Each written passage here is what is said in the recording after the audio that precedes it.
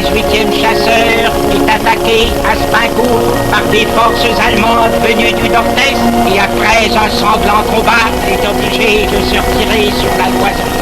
Au moment où la France va pouvoir étendre son autorité politique dans le nord-ouest, à l'exception des régions réservées à l'Espagne, nous pouvons jeter nos regards en arrière, contempler les 80 ans de lutte que nos pères ont soutenus dans cette partie de l'Afrique. Représentants de la France, élevons nos armes vers les héros qui combattent pour elle. Depuis 5 mois, ils luttent pied à pied, offrant leur vie gaiement.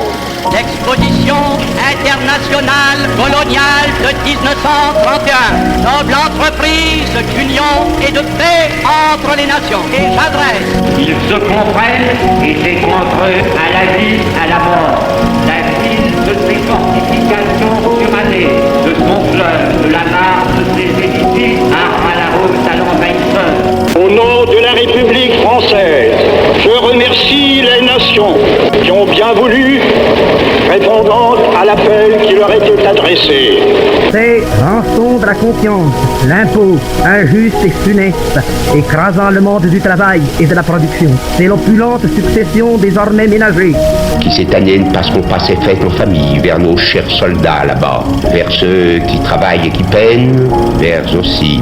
D'établir un projet de constitution nouvelle et de le soumettre à la décision du peuple, qui seul est juge, approuvera ou repoussera notre œuvre, mais c'est en toute conscience que nous la lui proposons.